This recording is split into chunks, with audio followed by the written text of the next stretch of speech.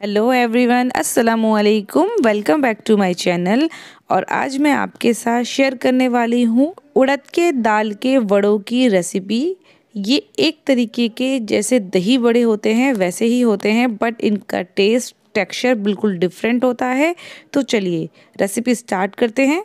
तो उड़द की दाल के वड़े बनाने के लिए मैंने यहाँ पे उड़द की दाल को 8 घंटे के लिए भिगो दिया था, और भिगोने के बाद मैंने इसमें से एक्स्ट्रा वाटर निकाल दिया है और इसको हल्का सा ड्राई कर लिया है। ये देखिए, आपको दिख रहा होगा वीडियो में।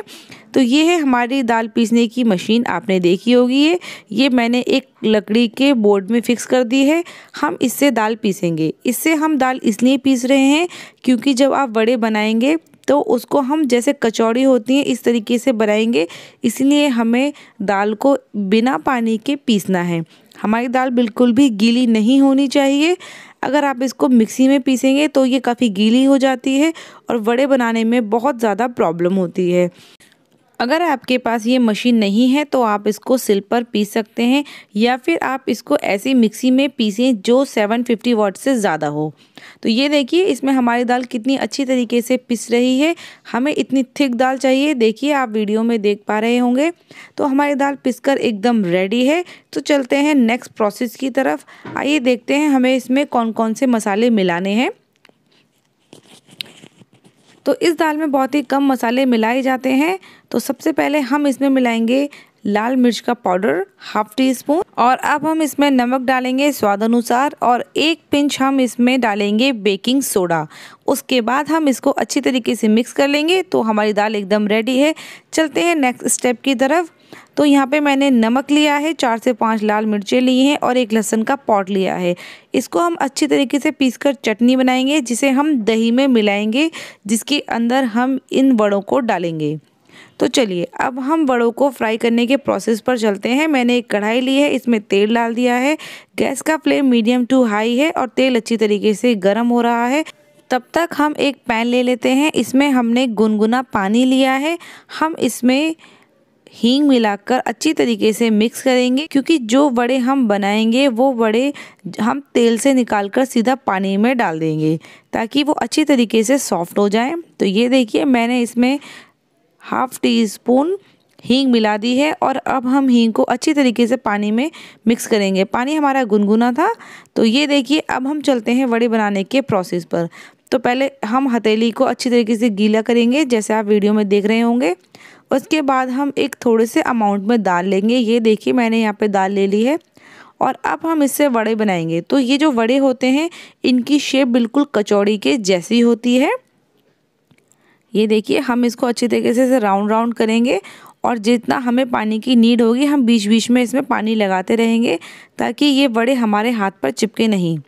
तो ये देखिए, हम इसको एकदम जैसे रोटी का पेड़ा बनाते हैं वैसा बना लिया है हमने। उसके बाद हम इसको इस तरीके से प्रेस करेंगे, और ये देखिए हम इसको धीरे धीरे बड़ा करेंगे।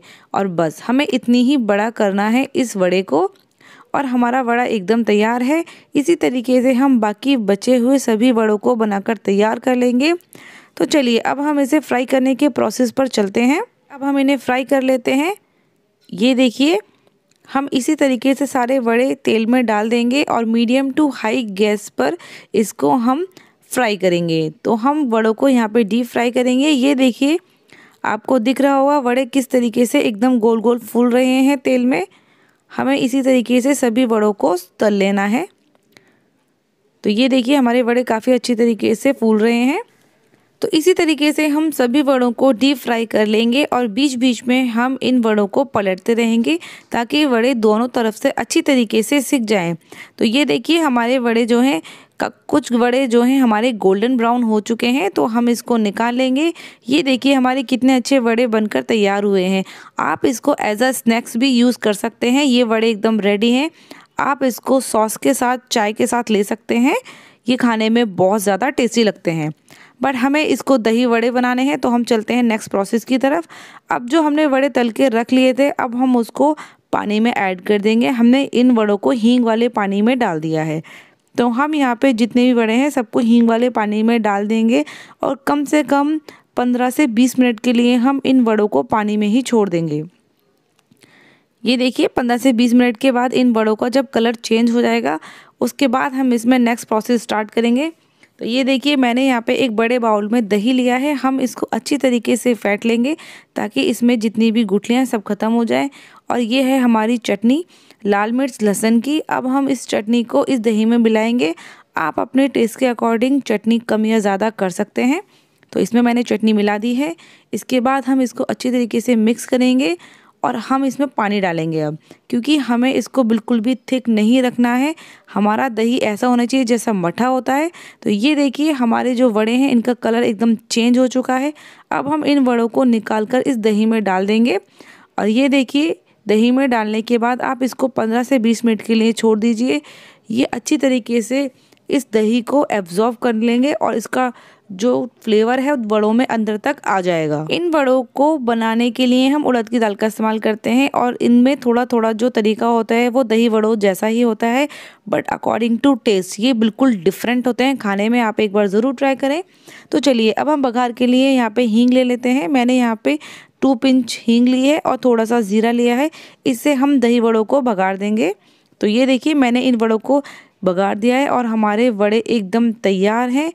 आप इसको एक बार ज़रूर ट्राई करें। ये टेस्ट में बिल्कुल डिफरेंट होते हैं। इसमें जो लहसुन का फ्लेवर आता है वो बहुत ज़्यादा अच्छा लगता है। तो अगर आपको मेरी ये वीडियो पसंद आई है तो वीडियो को लाइक करें, शेयर करें और मेरे चैनल को सब्सक्राइब करना ना भूलें।